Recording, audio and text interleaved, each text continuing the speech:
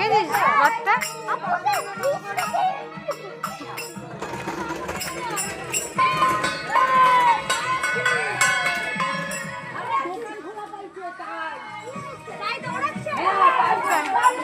চল তোরটা নে।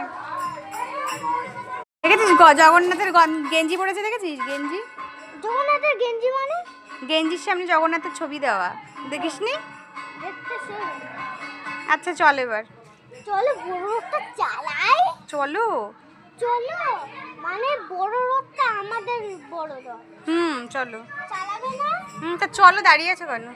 পিছনে চলতে হবে।